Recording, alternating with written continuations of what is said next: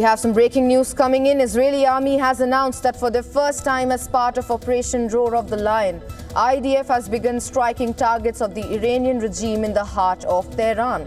In a post on X, the military said the Air Force, guided by military intelligence, has now launched a broad wave of strikes towards Tehran. It also added that over the past day, the Air Force has conducted extensive strikes to achieve air superiority and open the path to Tehran. Now, the Israeli military, we have the breaking news that is coming in. The Israeli military says it has struck the heart of Tehran for the first time since the latest US-Israeli attacks has started.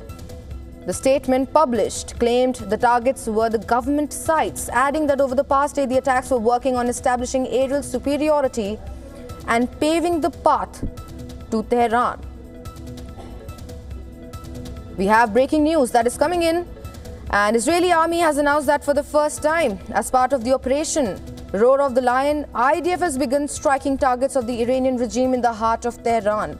In a post on X, the military said the Air Force, guided by military intelligence, has now launched a broad wave of strikes towards Tehran.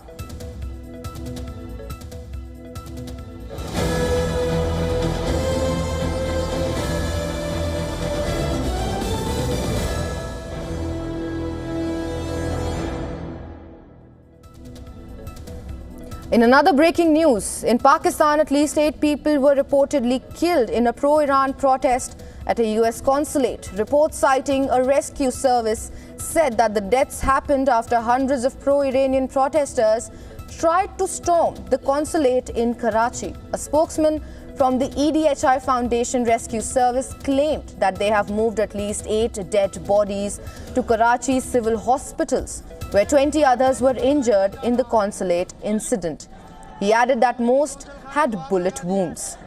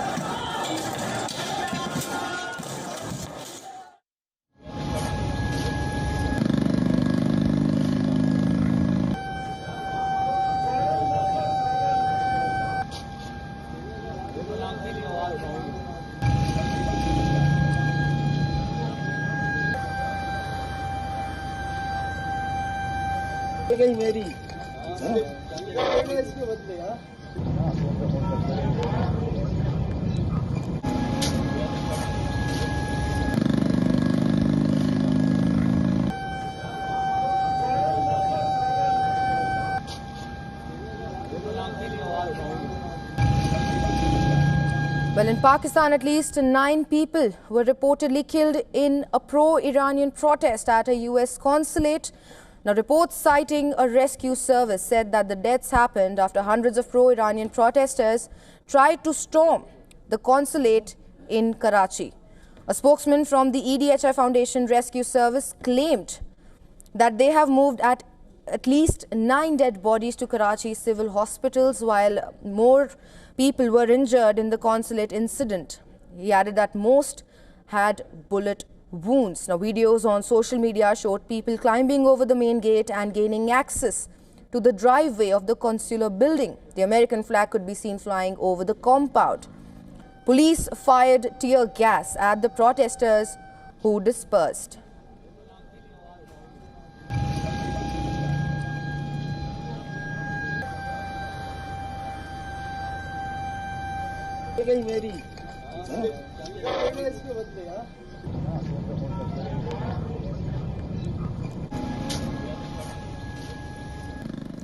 And for more on this, we are now being joined by Dr. Mir Javed Anfar, lecturer of Iranian politics at Richmond University in Israel, West Asia analyst and co-author of The Nuclear Sphinx of Tehran. Well, Dr. Mir, thank you so much for joining us.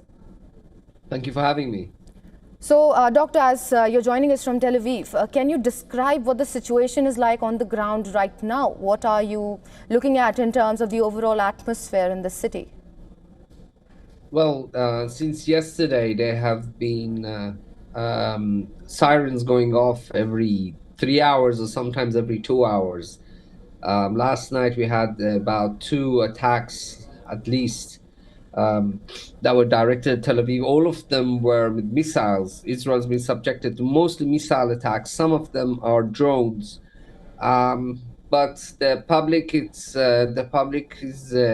abiding by the laws of the Home Front Command, and people are going down to shelters. Every Israeli home, every Israeli building is, according to law, must have bomb shelters. So people are congregating in the bomb shelters. Schools are closed, universities are closed. The public cannot congregate in areas with more than 10 people, if that. We are in war, but today is also a historic day because one of the biggest enemies of the state of Israel, probably the biggest enemy, was killed yesterday by Israeli pilots. Right, Doctor. And in terms of succession after Ayatollah Khamenei's death, we'll move on to that. Who do you think is most likely to succeed him? Like Iran's security chief Ali Larijani recently said, the constitutional transition process, including forming an interim leadership council of the president, the judiciary chief, and a guardian council jurist, is going to begin today. Like, is there a clear line of succession in place, or does significant uncertainty still surround who will become the next supreme leader? Well, according to Iranian constitution, the next leader will have to be an Ayatollah. Will have to be a senior Shia cleric. But the question is, over Ayatollah Khamenei was in power over 37 years, but he never publicly appointed a successor.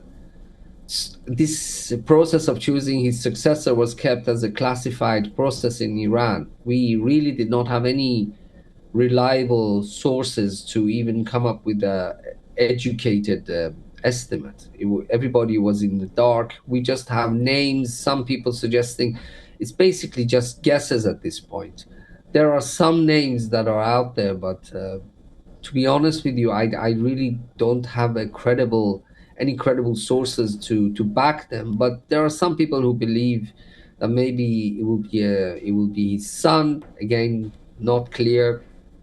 Or Ayatollah Rouhani, Mr. Hassan Rouhani, who was the former president, but he has a lot of enemies within the regime because he was seen as being too moderate.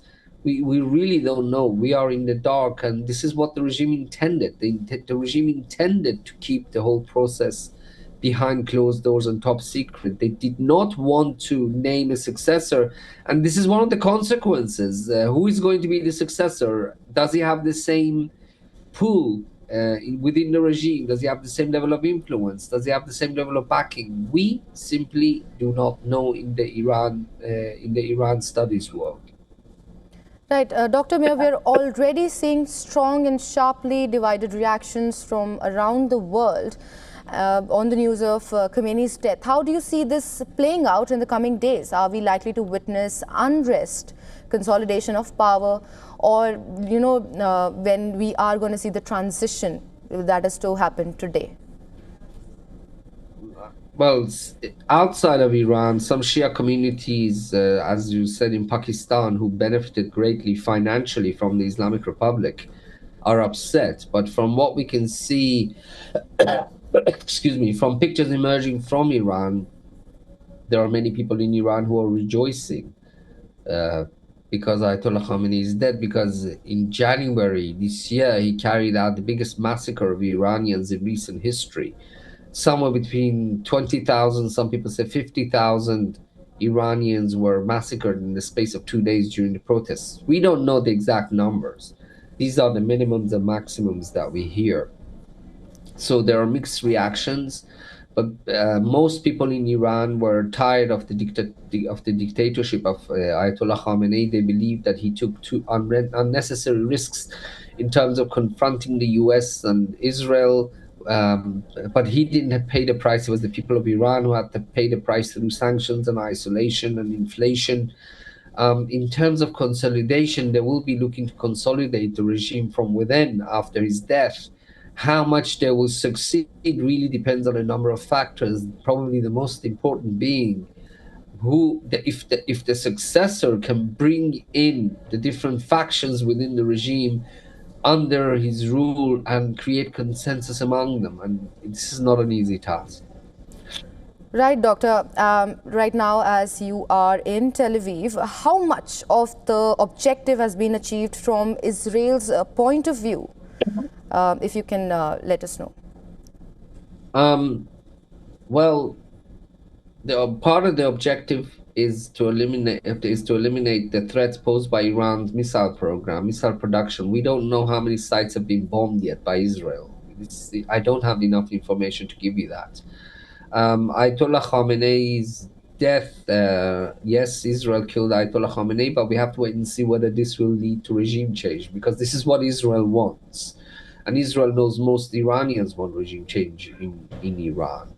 And for many Israelis, this is a historic day also, because Ayatollah Khamenei is responsible for the death of the highest number of Jews since the Holocaust, because since 1991, Ayatollah Khamenei declared proxy war against the state of Israel. He sponsored the suicide bombings of Hamas, Islamic Jihad, Hezbollah, and of course, this October 7th attacks were carried out by the massacres on the October 7th were carried out by Hamas and Jihad Islami, who are backed by Ayatollah Khamenei. And 2 days after that massacre, he praised those who carried out the massacre of 1,500 Israelis by stating, "The hand and the forehead and the arms of those who planned this attack should be kissed," in praise. So this was one of Israel's most ardent enemies, and the fact that he's no longer there will make yesterday a historic day in his modern history of the state of Israel and Iran. And I'm an Iranian Israeli, so this is particularly a very, very notable time. Right, Doctor. And just now, recently, we just heard about the reports of Israel attacking the heart of Tehran. What is your assessment of the span that this war will endure? That's a great question for which I have absolutely no answer.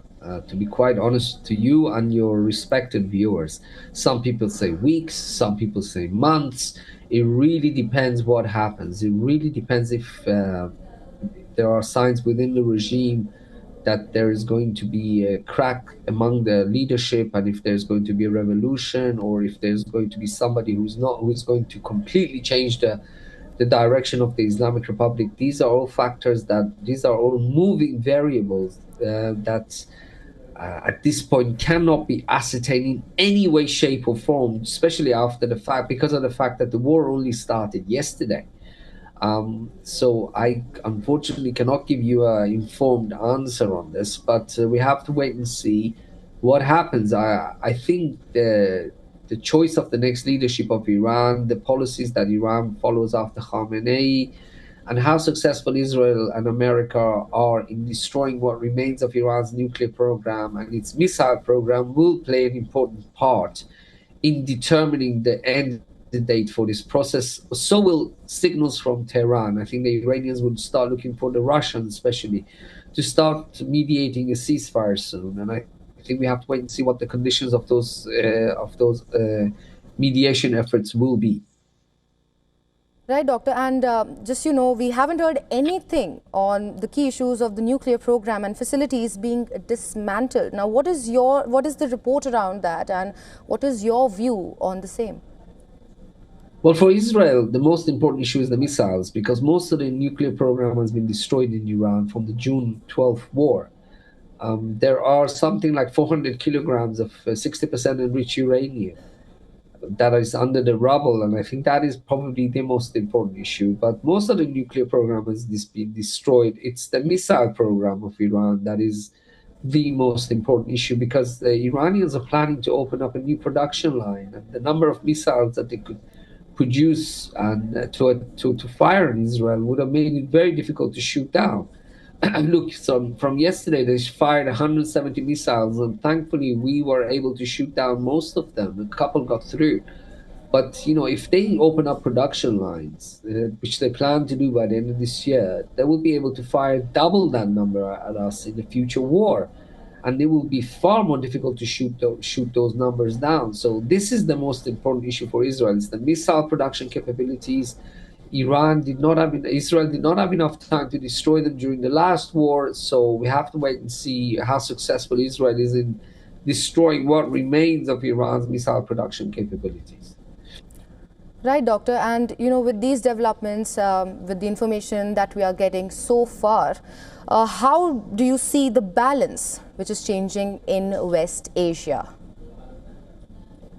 Well, I think the axis of resistance, which Ayatollah Khamenei designed, which consisted of Iran as the leader and proxy groups as Iran's soldiers in the region, in places such as Gaza, Lebanon, Iraq, and Yemen, they've been greatly weakened, but they're not out yet. But I think the killing of Khamenei, I think also, and this war will greatly weaken the axis of resistance, and with Iran as its leader, and it could be the start of a new shift in Iran's foreign policy in the future, because the cost of its current foreign policy today ended with the regime paid with the life of its supreme leader, because as a result of the cost of its foreign policy, which called for Israel's elimination and attacking America. So I think it is possible that we could see a change in Iran's foreign policy in the future as a long-term consequence of this war and the killing of Ayatollah Khamenei, or we could even see regime change, which would create a new geopolitical map in this region. Right. We'll have to wait and see how this all unfolds. Well, thank you so much, Dr. Mir Javedan, for joining us today and getting us all the details on the same. Thank you. Thank you.